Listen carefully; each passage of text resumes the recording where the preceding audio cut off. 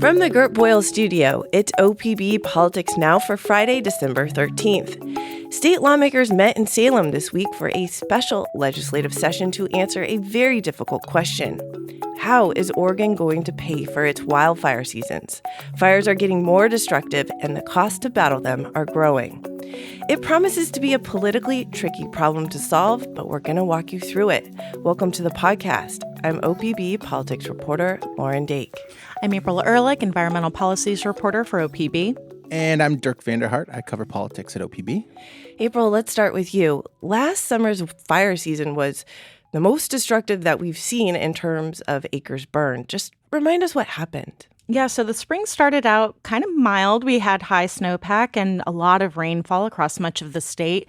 But sometimes a lot of rain can be indicative of a bad fire season ahead. So all of that rain can actually feed into shrubs and grasses. And if that dries out too quickly, then they just make for fire fuel later on. And that's exactly what happened this year. A series of heat waves quickly dried everything out. And then thunderstorms rolled in, sparking fires across much of the state.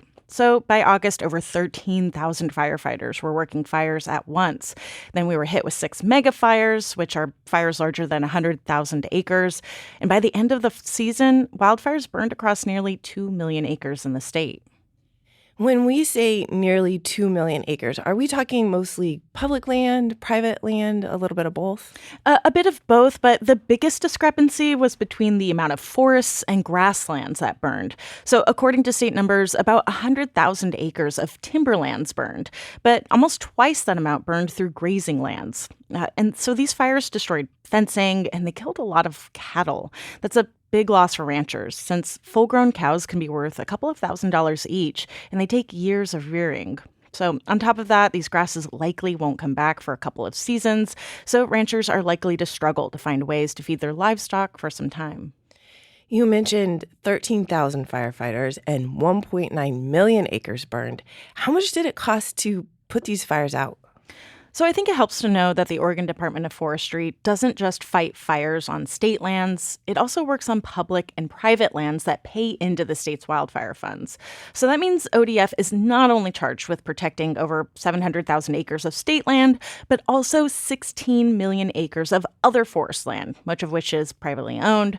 So this year, a lot of wildfire burned on ODF protected lands. So the state spent a lot of money fighting fires. In all, it spent more than $350 million this year. And more than half of that will be reimbursed by the federal government, but state officials say that could take years. Dirk, let's switch to you. It's a budget year in Salem. Woo! Is anyone proposing we put the kicker toward the wildfire budget, or how is the state going to pay for this? Actually, yes. People are. I spoke with Jeff Golden this year, senator from Ashland. He had a proposal last year, I believe, maybe earlier this year. Time is a flat circle, to pull back the kicker, create a self-sustaining wildfire fund from it. And he informed me earlier this week that he is set to do that again. So that is one of the ideas out there. It is far from the only idea. There's a work group that's been looking into this, which maybe we can touch on later, but they've got a lot of proposals for how we sort of stably fund wildfire. But really, this seems to fall into two central camps, and they can actually be somewhat partisan. So we heard from Republican lawmakers yesterday who repeatedly said the state does need to carve out dedicated money for wildfire, but it should do that with existing resources. Representative Mark Owens noted that, Governor Tina Kotek's proposed budget increases the general fund by 17%. He said if we take 1% of that increase and we dedicate it to wildfire, that's a big part of our problem there. We just need to make sure that we're using the money we have in ways that we should. But then we hear from Democrats who often talk about using other mechanisms. I mentioned Golden wanting to claw back the kicker. That's a very politically tricky conversation, probably not feasible, just because Republicans don't want to do it and their vote would be needed. But then there are folks like Paul Holvey, who's railed about this for years, who got up yesterday. He actually voted against the bill they came to pass, but said, we need to be talking about things like harvest taxes when land is logged. Somehow getting money from landowners whose property is being protected, that can come and help us fund our wildfires. It's very complex. I'll be honest with you, Lauren. I don't understand all of it. I hope to understand more about the proposals as we get deeper into this discussion. But there's a lot out there. The governor also suggested tapping the rainy day fund, right? Was there That's support right. for that idea? Well, we don't know yet, but you're right. Governor Kotek's budget suggests not putting the full amount the state would put into its rainy day fund, essentially saving for a recession, to put $150 million toward this coming year's wildfire season. And we just don't know if that's going to happen at this point. Okay, I think this is a tricky question, but remind us how the state pays for it now. Yeah. When they pay for it. Yeah, it's extremely complex. Actually, there was a report the state got a couple years ago that said it might be the most complex system in the country. But the basic idea is that the state of Oregon shares responsibility for preventing and fighting wildfires with the landowners whose lands are protected under the state system. And this wildfire funding typically falls into two buckets. There is what's known as base funding. That really pays for like the state's standing firefighting apparatus, the people, the equipment, and all that. But also its main task is putting out the hundreds of fires that are set every year that remain small. So keeping 95% of fires under 10 acres. That was about $75 million this year. Then there's the bigger piece. It's what's known as large fire funding. So when fires spread beyond 10 acres or they pose a risk to life or structures, they get this stepped up response. And that is where we really get these eye-popping costs, because this large fire budget doesn't have as much dedicated funding. There's $20 million that's supposed to be paid, split between landowners and the state. And then after that, the state is on the hook for whatever the fire season is going to cost. As April said, this year's large fire funding was $350 million, actually $352 million. That is $200 million more than the second most expensive wildfire season we saw, which was 2020. It's an insane amount of money, and the state just hasn't thought about giving the Department of Forestry or the Department of Fire Marshal that kind of money dedicated. So that's why we ended up in Salem this year. We are scrambling to figure out how we pay the fire costs. So you went to Salem yesterday for this one-day special legislative session where they are trying to figure out how to pay their bill. Right. It was actually kind of a smooth session, it seemed like. Give us a rundown on what happened. Yeah, I think maybe one of the more unremarkable in ways and smooth special sessions I've certainly ever seen. And I've seen a few since I've been covering the legislature. But it also wasn't without bumps. So very simple idea. We're going to come in. There's one bill we're going to take up that's going to send $218 million to the wildfire agencies. That's going to let them pay their bills, essentially. There are contractors who sent excavators and firefighting teams and whatever to fight these fires this year who are sitting there looking for cash. They've not been paid for months, and they are not pleased about that. But you know, everyone agreed that this needed to be paid. It was also not without bumps, because as you know, Lauren, there are tensions in the legislature about how the state should look to prevent wildfires, right? Republicans often advocate more thoroughly, trimming state forests, which they say would make them less vulnerable to fires. They rail against the policies that protect forests from logging. So we saw some of that yesterday. And we also just saw some grumpiness from people who either felt off guard by the size of the wildfire bill or were just upset that contractors who'd helped the state in its moment of need were sitting there unpaid and maybe facing difficulties from it. Probably the most strident perspective we heard in that regard was from Senator Lynn Finley. Here is part of what he said. There's a lot of vendors in Oregon totaling hundreds of millions of dollars that we haven't paid, that they have paid. If the tables were turned and it was the other way around, the Attorney General would be throwing somebody in jail for the activities that we have done.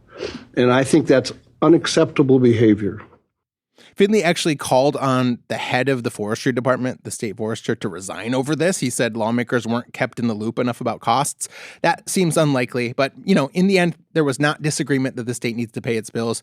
This session was over and done in about 3 hours. So very good. I mean, it is remarkable and maybe worth circling back around to this idea that there are people out there who last summer helped fight the state's wildfires that you and April talked to for your story that just have this unpaid bill that the state has not made good on. And they make the point that, if they owed the state this kind of money, they would be subject to a ton of interest. And maybe, as Finley put it yesterday, they could be in jail. But many of them say they can't count on a lot of interest from the money, these bills that have been outstanding for 3 or 4 months. Now, the people I talked to, they are not happy about it because they need to either take out loans to sort of cover their HR costs or whatever their costs are, or they need to appeal to creditors to let them have the money a little longer. But at least the ones I spoke with, they were going to be able to make it work if the lawmakers pass this money, because the state should be getting money out by the new year. But you're right. It's a bad situation. And the worry is, are these people going to come help us next year when we have all these fires, when they know what the state did this time? And that's one of the reasons why figuring out the state's wildfire budgeting is going to be a big emphasis in this next year's session. So there have been people who have been meeting policymakers and industry groups and tribal members for a while now that have been trying to figure out a solution to this. Are they making any progress, and what kind of discussions have they been having? Yeah, so this work group, which is calling itself the Fire 35, I guess, has met monthly since June to look for new ways to pay for wildfires. It sounds like they've thrown a lot of ideas into the pot, about 70 of them, in fact, and they've narrowed it down to 20, but they haven't yet provided specifics on what these ideas are. They are expected to publish a progress report in the coming weeks. That report could become a roadmap for lawmakers as they come up with new wildfire funding proposals during the next legislative session. We have obviously seen fire season getting worse and worse in this state, and presumably is not going to get a lot better the way we're heading in the near future. Have any other states like California or any other parts of the world figured out how to either manage forests or pay for fires in a sustainable way? Yeah, I mean, a lot of states, especially in the West, are struggling to pay for more expensive and more destructive wildfires on top of all the other natural disasters that are getting worse because of climate change. California is a bit unique. It has a lot more experience dealing with wildfires, and so it just has a more robust system in a lot of ways. As far as funding goes, California simply has more taxpayers. It also has a cap-and-trade system in which companies pay for their emissions past a certain threshold. So some of those dollars help pay for wildfire suppression and prevention. But as far as other states go, I did look at a study by University of Idaho, and it compared how 10 Western states pay for wildfires. According to that study, all of them rely on the general fund to some degree, just like Oregon does. But, a few states do things a little differently. Some charge landowners fees, which help pay for wildfires. That's similar to Oregon. A couple of other collect fees from counties. But Oregon stands alone in the number of sources it pulls from. So not just the general fund, but also landowners and some timber taxes and sometimes private insurance. So it'll be interesting to see what happens if lawmakers approve a proposal that adds another source of wildfire funding to an already complicated mix. And remember, we are going to be talking about transportation funding. We're going to be talking about healthcare funding. We're going to be talking about schools funding. Obviously, in government, it's not rare that there are a bunch of demands and not enough money. But this is just another thing added to the heap that is going to need urgent attention. And how people find the will to fit all these puzzle pieces together is going to be very, very interesting. Dirk and April, thank you for joining me. Let's leave the conversation there today. Thanks, Lauren. Thank you. This episode of OPB Politics Now was recorded in the Gert Boyle studio here at OPB. It was produced by Anna Griffin with audio engineering from Stephen Cray. Our music comes from Audio Network. We will be back next week with more political news from across the Pacific Northwest. Until then, you can find all of OPB's reporting at opb.org.